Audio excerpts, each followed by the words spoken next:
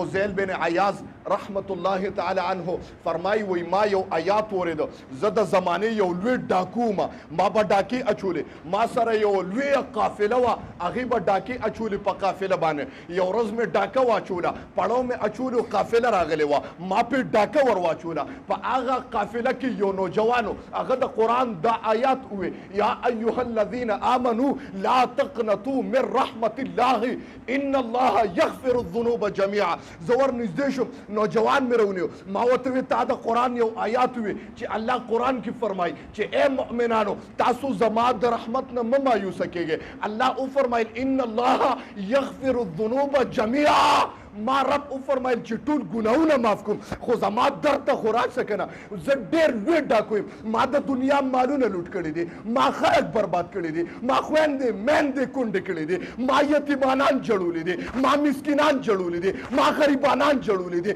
ما امت محمدیه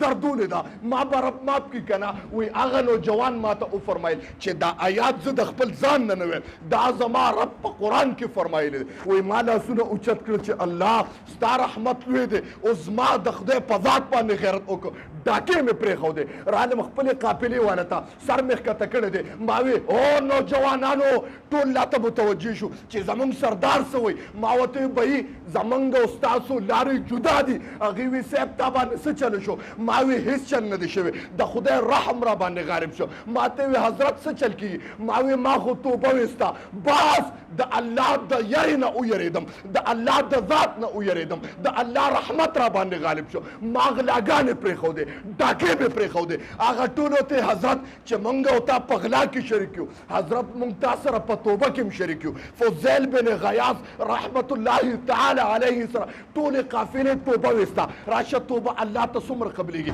د رحمت خبره کوم وایي دغه فوزیل بن عیاض چې توبه په سچه باندې ویستا ګرځېده د خلکو نه مالونه اخیستي د یو یهودي دروازې وډبوله حضرت ما ستا نه مال خوړلی دی ما ستا مال لوټ کړی دی ما ته د دغه مال معافي کوه هغه ورته جواب کوي معافي خو نشم کولی هغه ویې لکه توبه مې ایستې ده معافي وکړه وایي معافي نشم کولی حضرت ما ته څه خو حکم دی هغه ویې معافي به هله کوم چې زما اوښان دا اوښان به سره په ځنګلو کې هله به معافي کوم ما ویې حضرت ستا اوښانو سرولو ته تیار یم کېناستم اوښان مې سرول دغه یهودي وایي روپیره راغې ما ته وکتل یو دونه ګدۍ ایښې وه په هغې کې چې کوم دی نو کاڼي اچولي ما ته ویې فوزیلا دغه بوجۍ راوله وایي هغه بوجۍ ما راواغسته په اوږه مې کړه یهودي له مې یوړه یهودي چې بوجۍ کولو کړه الله هغه بوجۍ د کاڼو د سرو نه ډکه کړې وه د ما محترم ما ورته داسې چلو شو هغه یهودي وایي ما په تورات کې سار سار وکتل چې یو امت محمدیه کې یو انسان توبه وباسي وایي هغه توبه په سچه باندې توبه وه ما ستا توبه کته چې الله ته تورات کې لیکلي چې دی په سچه باندې توبه وباسي که دی د خاورو ډېرې په اوږه کې الله به ترې سره جوړوي وایي په دا تیله کې قسم دی په خپلو لاسونو پکې ما کاڼې اچولو ما ستا توبه چې کوله ستا توبه الله ته دومره قبوله وه چې هغه بوجه ستا اوږو ته وخته الله ته سره جوړ کړه د ما محترم